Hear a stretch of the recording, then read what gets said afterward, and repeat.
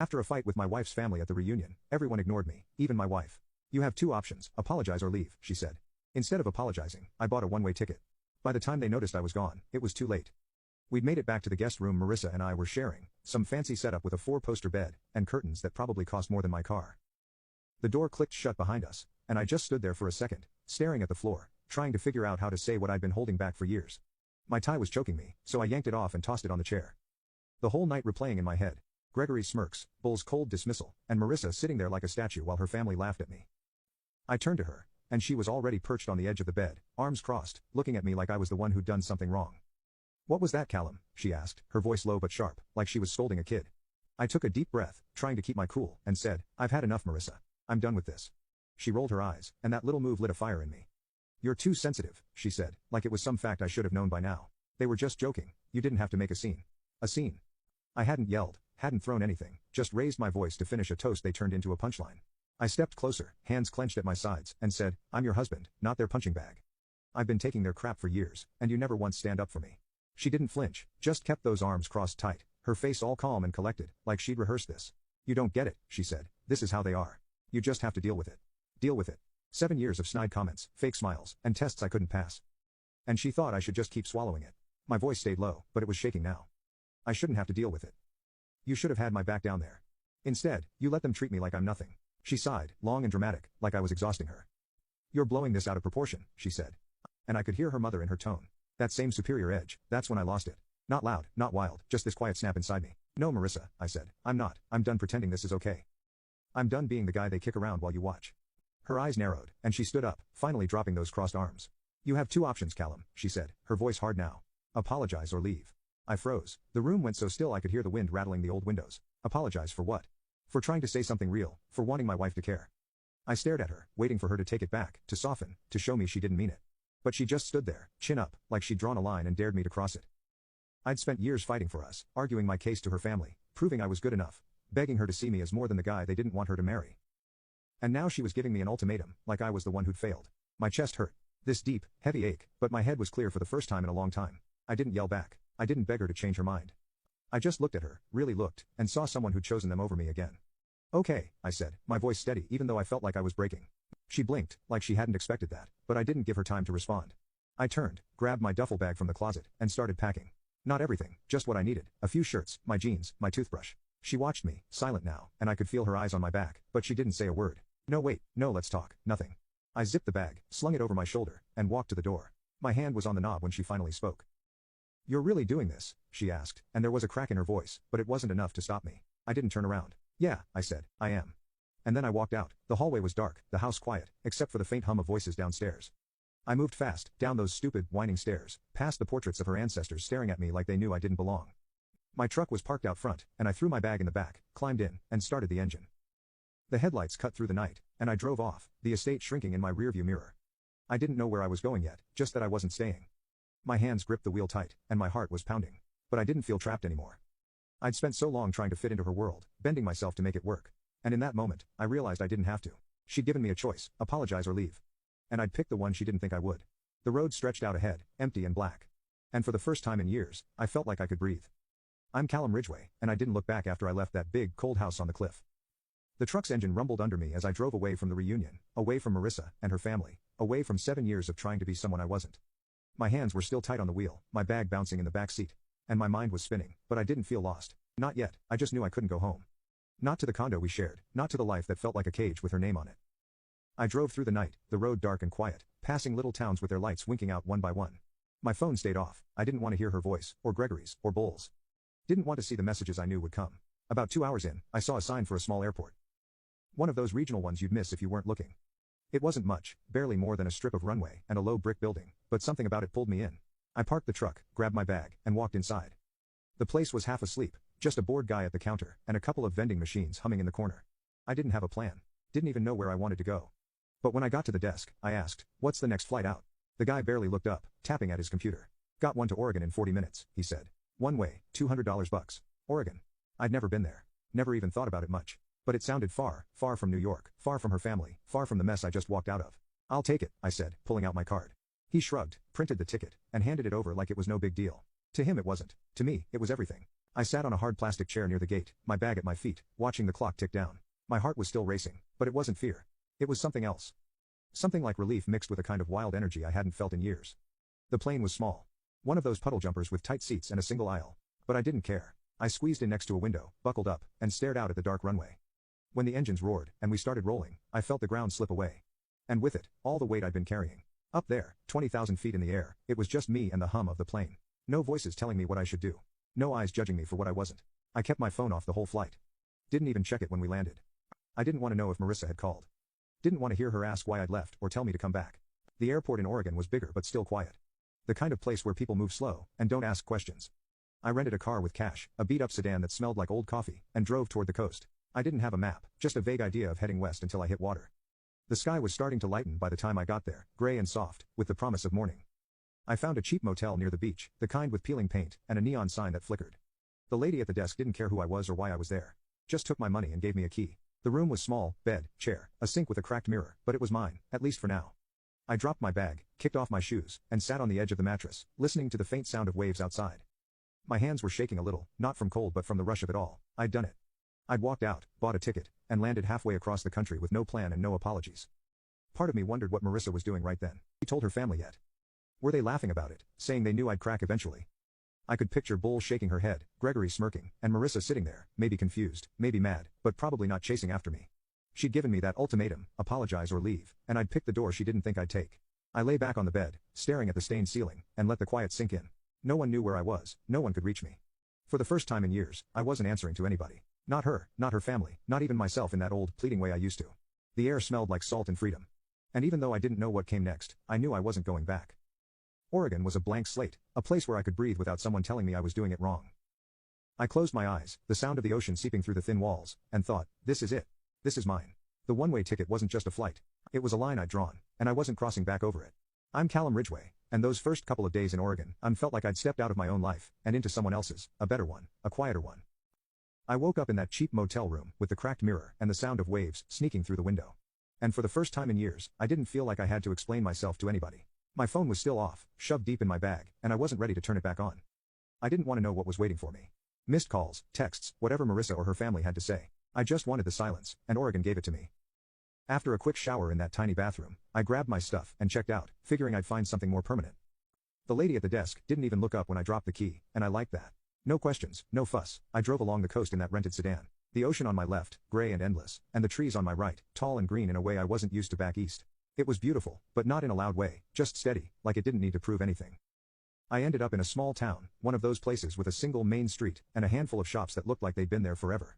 There was a sign in a window, studio for rent, $600 per month.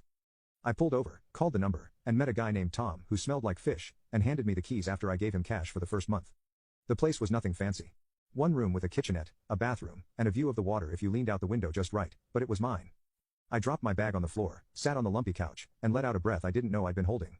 That first day, I walked down to the beach, hands in my pockets, the wind tugging at my jacket. The sand was cold under my shoes, and the waves rolled in slow and steady, like they were telling me to take my time. I felt lighter than I had in years. Like all that weight from Marissa's family, their jabs, their rules, their expectations, had stayed back in New York. I picked up a couple of freelance IT jobs online. Easy stuff I could do from anywhere. And bought some groceries from a little store where the cashier smiled at me like I was a regular already. It was simple, and simple was what I needed. By day 3, the piece started to crack. I left my phone off, but curiosity, or maybe stupidity, got the better of me, and I powered it up. The screen lit up with notifications, one after another, like a storm rolling in. Marissa had called 10 times, left voicemails. I didn't listen to them. Gregory sent a text. You're a real piece of work, running off like that. Bull's message was longer, something about how I disgraced the family, and abandoned my responsibilities. I scrolled through it all, my stomach twisting, but I didn't let it sink in too deep. I'd heard it before, their anger, their blame, and I wasn't going to carry it anymore. There were messages from my sister too. Worried ones, and a couple from my buddy Dorian, just checking in. I'd get back to them later, but not yet. I deleted the family group chats Marissa had forced me into, those endless threads of her cousins planning brunches, and her mother, sending passive-aggressive reminders about etiquette. My phone felt cleaner after that, like I'd scrubbed off a layer of grime. The calls kept coming though. Marissa again, then Gregory, then a number I didn't recognize but figured was Bull using someone else's phone. I didn't answer. I didn't need to hear the panic or the rage. Didn't need to know if they were cursing me or crying. I already knew the script. I was the bad guy, the quitter, the one who couldn't handle it. Fine, let them think that. I sat down at the little table in my studio, opened my laptop, and typed an email to Marissa. It wasn't long, just a few lines. I'm safe. I'm not coming back. If you need to contact me, speak to my lawyer. I didn't have a lawyer yet, but I'd get one soon enough. I hit send, shut the laptop, and leaned back in the chair, staring at the ceiling. No apology, no excuses, no room for her to argue. That was it. The last thing I'd say to her for a while, maybe ever. The phone buzzed again, but I turned it off and tossed it on the couch. Outside, the sky was turning pink over the water, and I stepped onto the tiny balcony, breathing in the salty air. I could hear seagulls and the low hum of a boat somewhere far off. This was my life now, quiet, mine, no one else's rules. I didn't know how long it would last, didn't know what they'd do next. But for those first 48 hours, I'd found something I hadn't had in years. Peace. Silence wasn't just the absence of noise. It was the absence of their voices, their demands, their judgment. It said everything I couldn't put into words. I'd walked away, and I wasn't looking back. The waves kept rolling in, steady and sure. And I let them wash over me, drowning out the past, one crash at a time. I'm Callum Ridgway, and after a week in Oregon, I started to feel like the dust was finally settling. Not just around me, but inside me too. That little studio by the coast was home now, with its creaky floors and the salty breeze that slipped through the window every morning. I'd wake up to the sound of waves, make coffee in the chipped mug I'd bought from a thrift store, and sit at my table with my laptop, picking up freelance IT jobs to keep the bills paid. It wasn't glamorous, but it was mine, and that was enough. Back in New York, I could only imagine what they were saying about me. Marissa's family had a way of turning everything into a story where they were the victims. And I was the villain who'd stormed out and left them all in ruins. He abandoned us, I could hear Bull saying, her voice dripping with that fake hurt she was so good at. He was unstable, Gregory would add, smirking like he'd always known I'd crack. He couldn't handle the pressure, Marissa might say. Quiet and sad, like she was disappointed but not surprised. I didn't have to guess too hard. I'd lived with their judgment long enough to know how they'd spin it. They'd sit around that big table at the estate, sipping wine and picking me apart, convincing themselves I'd been the problem all along. But I wasn't there to hear it, and that was the best part. I had people who saw it differently though, my own witnesses, you could say. My sister Ellie had watched me shrink over the years, trying to fit into Marissa's world. She'd call me after every visit to their house, asking, "Why do you let them treat you like that?" I'd shrug it off, tell her it wasn't a big deal, but she knew better. My best friend Dorian was the same. He'd been there from the start, back when Marissa and I were just dating, and he'd seen me slowly disappear into the shadow of her family. "You're not yourself around them, man," he'd say, and I'd laugh it off. But he was right. They both tried to warn me, in their own ways, that I was losing something, myself, maybe. And now that I was gone, I could feel it coming back. Marissa didn't file for divorce. Not right away, and that didn't surprise me. She wasn't the type to act fast. She'd wait, play it out, see if I'd break first. Bull told her I'd come crawling back, tail between my legs, begging for forgiveness. "They always do," I could hear her saying, all smug and certain, like I was some predictable stray dog. Gregory would back her up, saying I didn't have the guts to stay gone. Marissa didn't file for divorce. Not right away, and that didn't surprise me. She wasn't the type to act fast. She'd wait, play it out, see if I'd break first. Bull told her I'd come crawling back, tail between my legs, begging for forgiveness. "They always do," I could hear her saying, all smug and certain, like I was some predictable stray dog. Gregory would back her up, saying I didn't have the guts to stay gone. They'd sit there, plotting how long it would take me to crack, how many days before I showed up at the condo with an apology, and a promise to behave. But days turned into weeks, and I didn't call, didn't text, didn't show up. I'd sent that one email, "I'm safe, I'm not coming back." Talked to my lawyer, and that was it. Radio silence from my end, and it drove them crazy, I bet. I could picture Marissa checking her phone, waiting for something that wasn't coming. Her mother hovering over her shoulder, telling her to be patient. But I wasn't playing their game anymore. Out here, I was breathing again. Really breathing, not just sucking in air between their jabs and expectations. The air in Oregon was clean, sharp with salt and pine. And it filled my lungs like it was washing out all the years I'd spent holding my breath. I'd walk the beach in the mornings, hands in my pockets, watching the waves roll in and out. And it was like they were smoothing over the rough edges inside me. I didn't need much, just my little place, my work, and the quiet. I deleted their voices from my phone, their faces from my head, and every day I stayed gone, I felt stronger, like I was building something new, out of the pieces they tried to break. I thought about my mom sometimes, how she'd raised me and Ellie on her own after Dad died. Working long shifts at the hospital to keep us fed. She never apologized for who she was, never bent to fit anyone else's idea of her. And I'd forgotten that about myself somewhere along the way. Marissa's family had made me feel small, like I had to prove I was worth something. But out here, I didn't have to prove a damn thing. The people I met, the guy at the grocery store, the lady who ran the coffee shop down the street, didn't care where I came from, or who I'd married. They just nodded, said hi, and let me be. It was simple, and simple was freedom. I kept my phone off most of the time now, only turning it on to check in with Ellie or Dorian, who'd both cheered when I told them I'd left. "About time," Ellie said, and Dorian just laughed, saying, "I knew you had it in you." They were my anchors, the ones who reminded me I wasn't crazy for walking away. Marissa could wait all she wanted. Her family could spin their stories, but I wasn't going back. The dust had settled, and I was still standing, stronger, quieter, and finally free. I'm Callum Ridgway, and 2 months after I landed in Oregon, I had to go back. Not to stay, not to fix things, just to get what was mine. I'd been living light in that little coastal studio, working my freelance gigs, breathing the salty air. But there were things in the condo I couldn't leave behind forever. Not furniture or fancy stuff, Marissa could keep all that. But the small things that mattered. My mom's old books, a watch my dad gave me before he passed, a couple of photos of me and Ellie when we were kids. Those were mine, legally and in every other way. And I wasn't letting them stay buried in her world. So, I booked a cheap flight back to New York, rented a car at the airport, and drove to the condo on a gray Tuesday morning. The whole trip felt like walking into a memory I didn't want to relive. The familiar roads, the hum of the city, the weight of it all creeping back. I didn't tell anyone I was coming. Not Marissa, not her family, not even Ellie or Dorian. I wanted it quick and quiet, in and out before they could turn it into a fight. The condo looked the same when I pulled up. Sleek building, glass windows, the kind of place her money had picked out, not mine.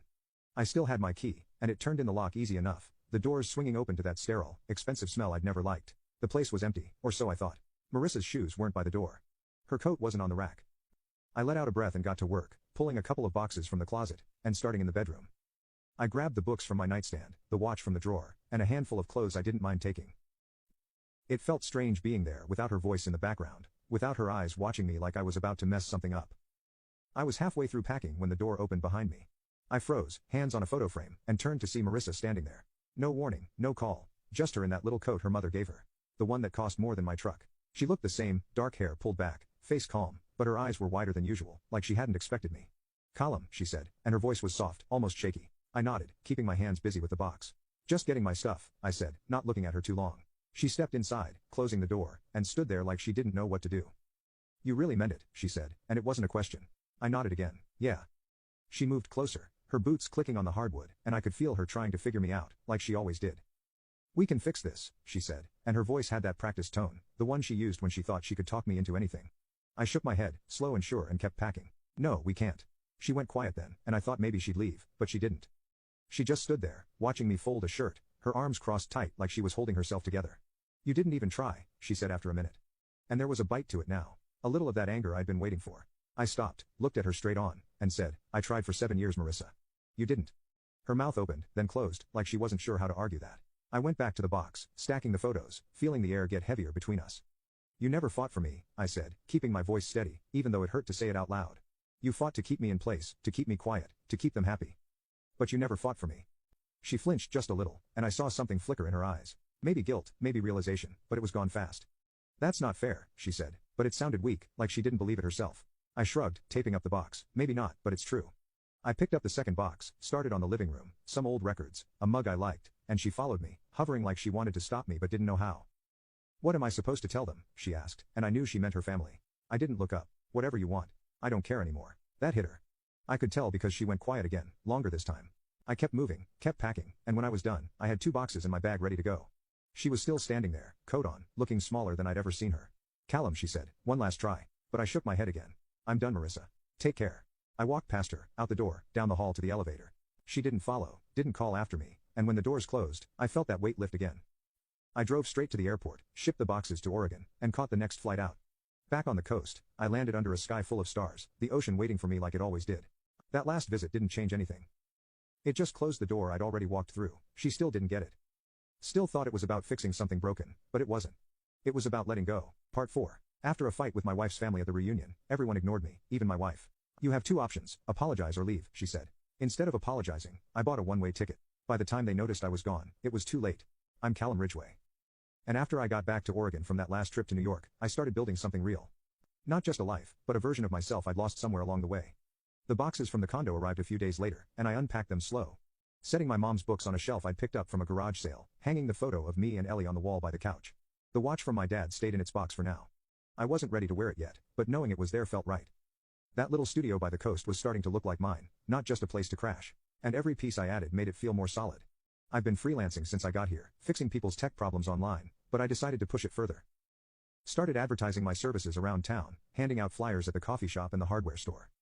Word spread quick, and soon I had steady clients, small businesses mostly, who liked that I didn't overcomplicate things, or overcharge them. They didn't care that I wasn't from some big-name family, or that I'd married into money they'd never see. They just cared that I showed up and got the job done. It was a kind of respect I hadn't felt in years. And it built me up, brick by brick, into someone I could stand to look at in the mirror. The town was small, but the people were good, honest in a way Marissa's crowd never was. I met a guy named Pete at the diner one morning, a fisherman with hands like sandpaper, who'd nod at me over his coffee like we'd known each other forever. There was Sarah, who ran the coffee shop and always slipped me an extra muffin when I came in, saying, "You look like you could use it." They didn't ask about my past, didn't need to know my tax bracket, or who I'd been married to, and that was a relief I didn't know I'd been craving. I started hanging out with them more, grabbing a beer with Pete after his boat came in, helping Sarah fix her ancient computer when it crashed. They became my people, not because I forced it, but because it just happened, natural and easy. I got back in touch with Ellie too, calling her one night after I'd settled in. She picked up on the first ring, her voice bright and loud. "Callum, you're alive." I laughed, told her about the studio, the ocean, the work I was doing.